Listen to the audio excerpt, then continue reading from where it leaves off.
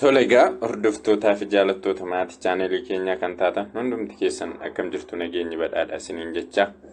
Egaan akkuma beekamu Fundamental of Accounting 2 eegallee isas chapter 2 yeroo darbee kutaa darbe keessatti depreciationii maal akka ta'e methodii depreciationii keessatti fayyadamnus maal fa'i akka ta'an waliin ilaalaa turre jechuudha. Sana keessaas metodiin depreciationii afurtu jira jenneerraa isaan keessaa lama laalle straight line fi unit of activity methodii fayyadamne akkamitti depreciation expense accumulated depreciationii baasna kan jedhu waliin ilaalaa turre jechuudha. Kutaa har'aa kana keessatti immoo methodii depreciationii kanneen hafan lamaan yookiis diminishing depreciation warra jedhaman sana waliin ilaalla jechuudha. Maatii chaanelii keenya kan hin taane bakka subscribe jedhu tuquun maatii chaanelii keenyaa ta'anu jajjabeessaa isiniin jenna. Gamanumaan kan sin duukaa jiru obboleessa keessan Galaana Daffaar Yuunivarsiitii Finfinnee irratti jechuudha. Kallattumaan gara mata duree keenyaa har'aa irratti haa ceenu. Innis depreciation method diminishing kan jedhaman waliin ilaallaa jechuudha. Inni jalqabaa isaan keessaa diminishing depreciation method keessaa inni jalqabaa maalidha? Declining balance method kan jedhudha jechuudha. Innis declining depreciation methodiin kuni karaa biraas accelerated methodiin jedhama. Accelerated depreciation methodiin jedhama. Innis immoo declining balance method kan inni jedhameef jechuudha. It is decreasing annual depreciation expense over assets useful life jedha. Kana jechuun maalidha? Depreciation expense insa gara jalqabaarra guddaa ta'a, gara dhumaarra immoo xiqqaachaa deemaa jechuudha. Yookiis hir'isaa deemaa jechuudha depreciation methodiin. Osoo waggaa 5 ta'ee amma gara waggaa jalqabaa, waggaa tokkoffaa, waggaa lammaffaarra depreciation expense guddaa ta'a. Sana booddee hir'achaa deemaa jechuudha depreciation methodiin. Methodiin isa kana keessatti jechuudha. Akkasuma twice the straight line depreciation with double declining balance method jedha. Kana jechuun straight line keenya, straight line depreciation rate keenya double yoo gooneeti kan inni ittiin baay'isaa deemnu jechuudha. Kana jechuun amma fakkeenyaaf yeroo darbee waggaa 5 irratti fudhanne 100% jenneeti 5 waggaa 5 firre useful life yoo yaadattu ta'e jechuudha. Gara duubaatti deebitanii ilaaluu dandeessu. 100% over 5 kana jechuun useful life aseetii sanaa jechuudha. Meeqa arganne turre? Percentii 20 arganne turre jechuudha. Depreciation rate kan straight line keessatti jechuudha. Declining balance method kanatti immoo percentii 20 kana double goonaa jechuudha. Double gooneeti fayyadamaa deemnaa jechuudha. Yeroo rating keenya double ta'a. Kana jechuun percentii 40 jechuudha. Percentii 40 nuuf ta'a jechuudha. Rating kun immoo book value tti apply ta'aa deema. Akka isa sana amma straight line keessatti maaliin baay'isaa deemne depreciation expense wal fakkaataa jenne. Maaliif depreciable cost maan baay'isaa deemna waan ta'eef yoo ni yaadattu ta'e depreciable cost keenya 12,000 ture. Hunda isaayyuu wal fakkaata. Percentii 20 12,000 sana baay'isaa deemaa waan turreef 2,400 nuu ta'aa ture. As keessatti garuu book value tti apply ta'a. Percentiin 40 arganne kuni maal ta'aa deema jechuudha? Book value keenyatti apply gochaa deemnaa jechuudha. Innis maalidha? Fakkeenyuma duraa fudhannee ilaalaa deemne. Jalqaba maal goona? Kostiin isaa amma aseetiin yeroo darbe fudhannee 13,000 dha. Aseetiin keenya sun yookiin equipmentiin jechuudha. Isaa booddee salvage value 1,000 qaba jenne depreciable costiin keenya meeqa nuuf ta'e? Meeqa nuuf ta'e jechuudha? 12,000 ta'e jechuudha. 1,000 yeroo irraa hir'isu. Depreciation kuni hamma miitti deemna jechuudha. Hamma salvage value 1,000tti galuutti depreciate gochaa deemna jechuudha. Yeroo depreciation isaa hojjennu immoo percentii 40 arganne gaammas irraa double goonetu kan straight line sana jechuudha. Kanaaf amma book value keenya jechuudha. Book value baay'isu rate arganne sana. Kana jechuun persentii 40dha jechuudha as keessatti. Book value at the beginning of the year itti immoo 13,000dha. 13,000dha jechuudha. Book value itti malee depreciable cost it apply hin ta'u. The declining balance method keessatti jechuudha. Kana qabadha. Book value itti malee depreciable cost it apply hin goonu. Declining balance method keessatti fakkeenyaan haa ilaallu. Fakkeenyaaf fakkeenyuma dheengaddaati costiin isaa meeqadha jenne? Costiin 13,000dha jenne, salvage value 1,000dha jenne. Isaa booddee depreciation expense annual depreciation expense amma makka ta'e ilaalaa haa deemnu. Amma waggaa 5dha useful life isaa ni yaadattu yoo ta'e waggaa 5dha waan ta'eef waggaa meeqarraa ka'ammoo jechuudha 2017 irraa ka'a. 2017 irratti equipmentiin sun book value isaa depreciate hin taane waan ta'eef 13,000dha. Bara sana keessa waggaa kana keessa gaamma hammamiin depreciate ta'aa deema jechuudha. Persentii 40 gaafa depreciate goonu annual depreciation keenya meeqa dhufa? 5,200 nuuf dhufa jechuudha. Accumulated depreciation kanuma nuuf ta'a jechuudha. Book value immoo 13,000 irraa 5,200 kana hir'istanii argattu jechuudha. Yeroo sana 7,800 argattu jechuudha. 13,000 irraa 5,200 yoo hir'istan 2,018 immoo dhuftu gaa. Book value amma 2,018 irratti meeqa nuuf ta'a? Book value ni jijjiirameera lakuno. 2,018 irratti 5,200 waan dura depreciate ta'eef 7,800 itti galeera. 7,800 persentii meeqaan baay'istu? Persentii 40 baay'istu jechuudha. Persentii 40 yeroo baay'istan meeqa ta'a? 3,120 kana argattu jechuudha. Bifuma kanaan itti fufa. Yeroo kana amma 7,800 kanarraa meeqa hir'istu jechuudha. Ishee asitti depreciate taate 3,120 yoo hir'istan book value isaa 4,000 fi meeqa dhufa? 680 nuuf dhufa jechuudha. Isaa booddee 4,000 fi 2,019 kanarratti book value ishee asitti arganne kana persentii 40 baay'isaa deemnaa jechuudha. Isheen 0 jettu kun persentii 40 kana jalaan daganne xiqqoo yeroo PowerPoint qophaa'u akka kanaa ta'e waan ta'eef bifa kanaan qabattu. Amma asirratti book value 4,000 fi 680 arganne. Book value sana persentii 40 yeroo baay'istan 1,870 isiniif dhufa jechuudha. Asirraa akka laaltanitti akka maqaa isaarraa hubattanitti declining balance method kan jedhu annual depreciation hir'achaa deema. Kunoo akkuma asirraa argitan hir'achaa jira jechuudha. Jalqaba 5,200 ture gara 3,120tti galee amma hir'isaa deemaa jechuudha. 1,872tti galeera. Amma bifuma kanaan deemnaa jechuudha. Accumulated depreciation keessan yeroo hojjettan asirratti 5,200 mataasaa ta'a. Asitti immoo ishee kana lamaan walitti dha'aa deemtu jechuudha. 8,200 isiniif dhufa. Ishee sadaffaa 2,019 irratti immoo accumulated depreciation ida'ama kanneen sadeenii ta'a jechuudha. Kan 2,018, 2,017 fi 19 kana jechuudha. Gara 2,020tti yeroo ceenu immoo book value keenya amma meeqatti gale? 2,020 irratti book value keenya meeqarraa meeqa dura 4,680 ture. Amma meeqaan depreciate ta'eera? 1,872 kanaan depreciate ta'eera. Accumulated depreciation walitti daamtee ishee kana nuu dhufti. Book value keenya immoo book value kan 2,019 hir'isu depreciation keenya jechuudha. Annual depreciation 1,872 kana yeroo hir'istan meeqa isiniif dhufa? Meeqa isiniif dhufa jechuudha? 2,808 isiniif dhufa jechuudha. 2,000 kana erga isiniif dhufe persentii 40 baay'istu. Yeroo baay'istan depreciation keessan meeqa isiniif ta'a? 1,123. Accumulated depreciation immoo arfan ishee kana walitti daatanii argattu. Yeroo sana 11,315 isiniif dhufa. 2,020 irratti book value isaa meeqa ta'a?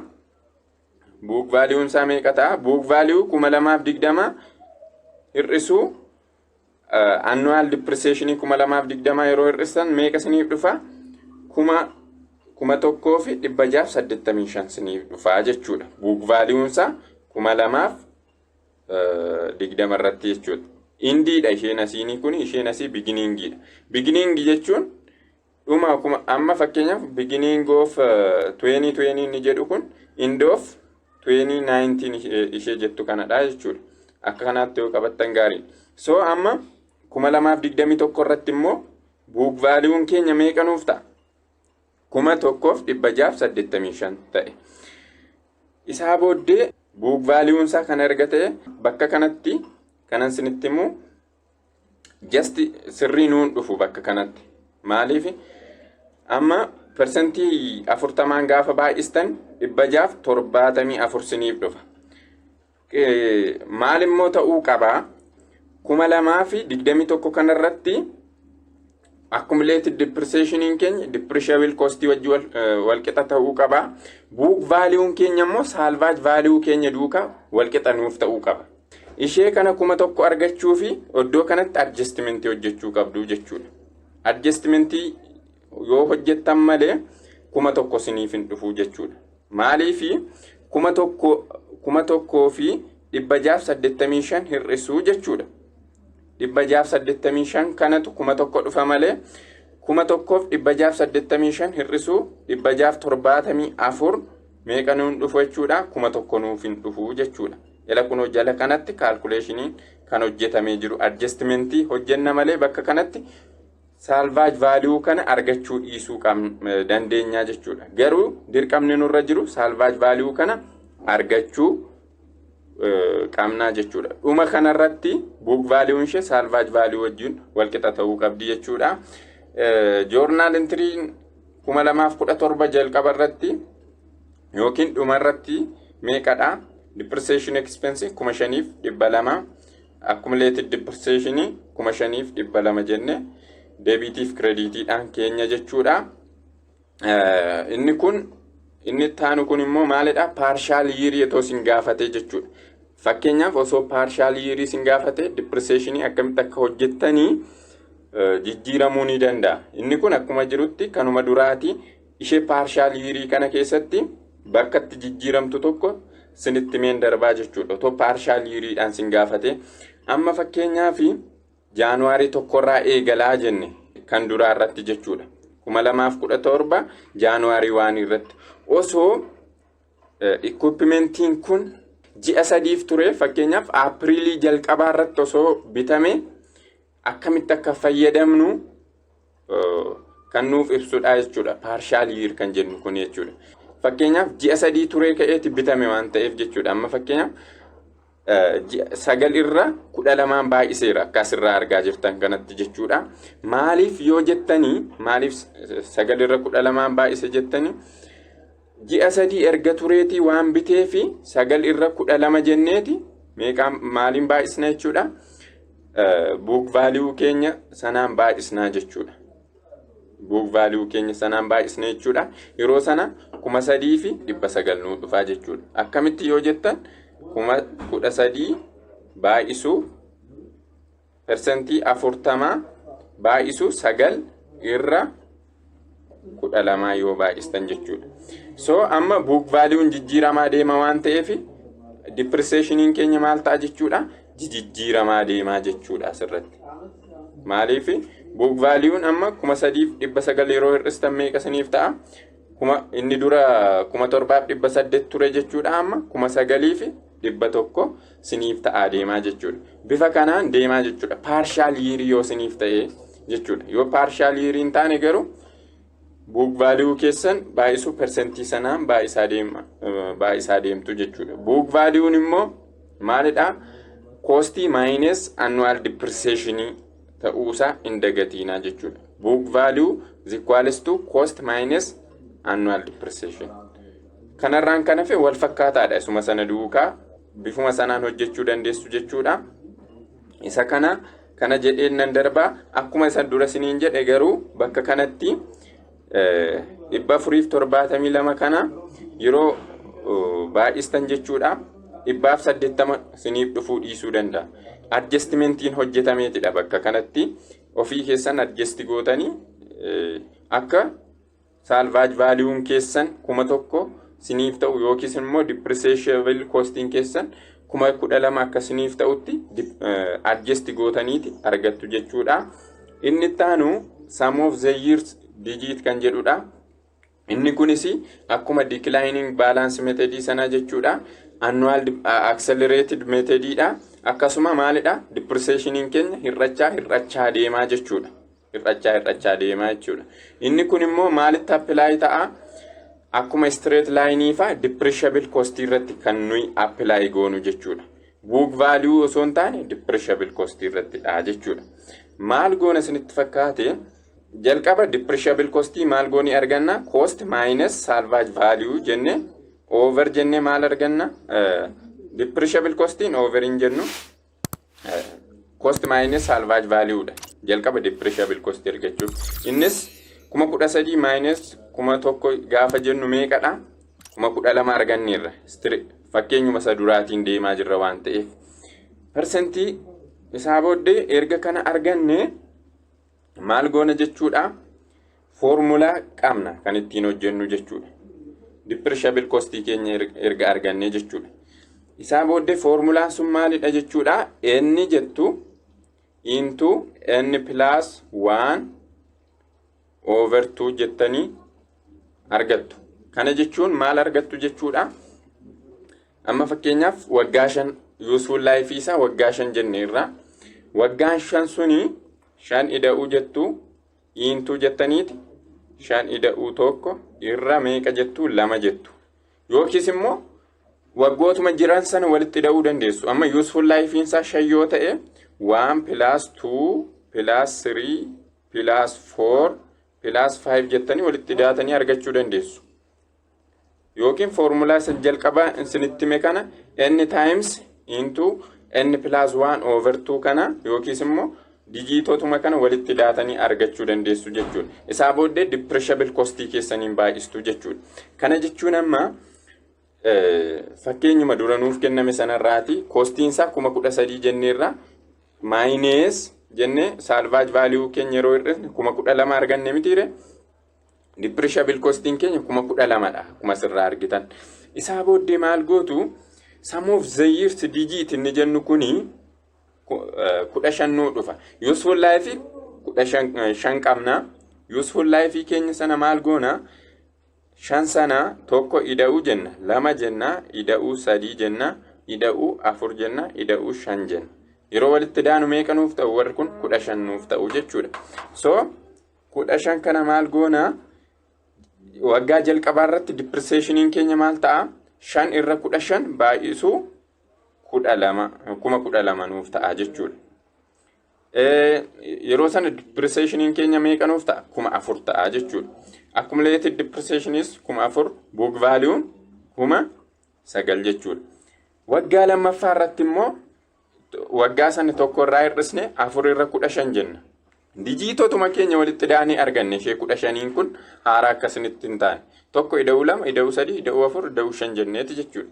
Isaa booddee waggaa lammaffaa irratti depreciation keenya 5 irra 4 irra 15 baay'isu 12,000 jennee arganna. Yeroo waliin baay'is meeqa nuuf dhufa jechuudha? 3,200.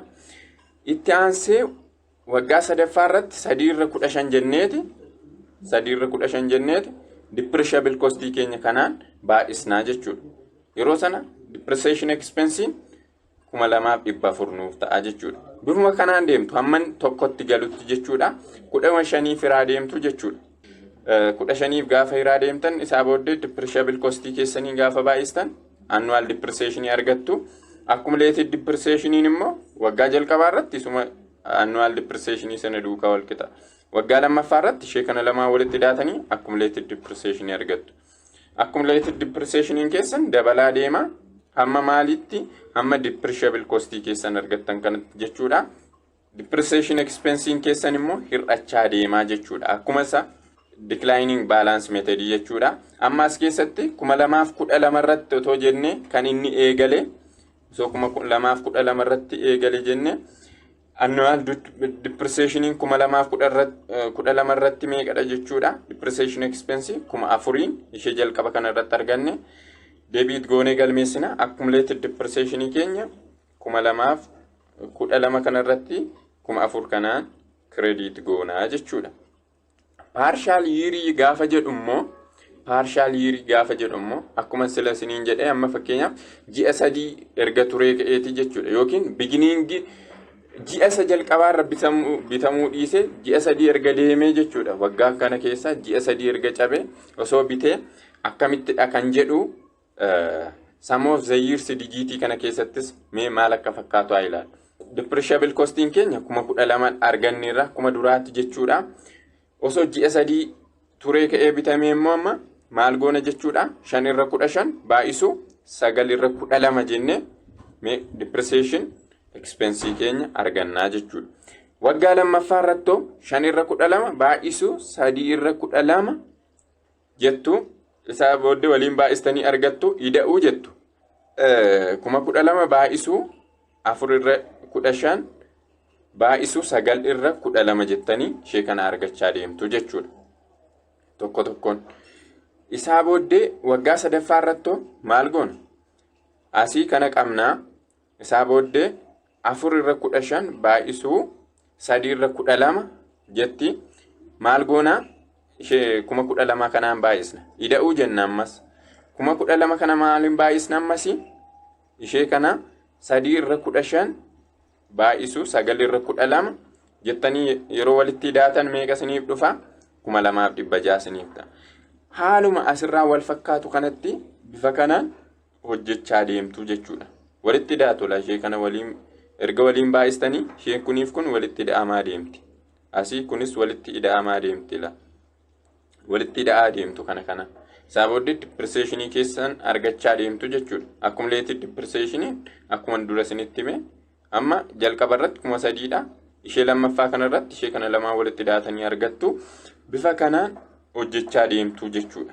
Bifa kanaanidha kan inni some of the years digitii partial year keessattis kan inni fakkaatu jechuudha.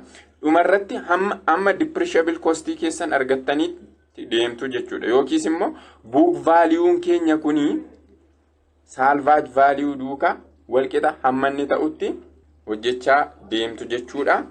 Depreciation expense partial year some of the years digitii keessatti kan waggaa jalqabaa maal ta'a jechuudha. Depreciation expense keenya 3,000 akkuma asirraa argitan kana ta'a jechuudha. Accumulated depreciation keenya meeqaan credit goona jechuudha. 3,200 credit goona jechuudha. Methodii hunda isaa fayyadamne maal nuuf ta'uu qaba jechuudha.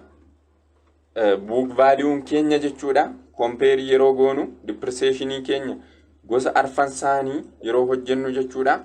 Book value keenyaa fi salvage value keenya methodii arfan isaa yoo fayyadamne iyyuu walqixa nuuf dhufuu qaba jechuudha. Kallattii hunda isaatti yoo hojjettan jechuudha. Unit of activity, declining balances, some of the years digitis fayyadama. Dhumarratti book value keenya salvage value wajjin walqixa nuuf ta'a jechuudha. Yookiis depreciable costing yookiin hammi depreciate ta'e gama hundaan iyyuu dhuma yiirii sanaa keessatti walqixa ta'aa deemaa jechuudha. Yookiin walqixaan depreciate ta'ee dhumaa jechuudha waggaa dhumaarratti. Fakkii kana yoo laaltanii jechuudha asirraati kanuma afaaniin dubbachaa ture graafikaalii gaafa laaltan amma isheen asii gadi muramteettu kun maalidha? Isheen asii gadi muramteettu kun declining balance methodidha. Annual depreciation jalqaba yeerii irratti maalidha? Guddaa ta'a isaa booddee gadi xiqqaachaa deemaa kan jedhu agarsiista. Isheen asii ol jajallatteettu kun immoo jechuudha unit of activity methodidha. Isheen immoo jijjiiramaa deemti yookiis dhaabbataa miti jechuudha. Dhaabbataa miti jechuudha. Inni kabiraan straight line immoo ishee kalarii diimaa kanarraa argitanii straightidha yookiis constantidha jechuudha. Annual depreciation ishee wal fakkaataadha kan jedhudha. Kana asuma irratti dhaabee kutaa dhufu keessatti plant asseetii duukaa kan wal qabatanii siniif qabadheen dhufa. Galatooma.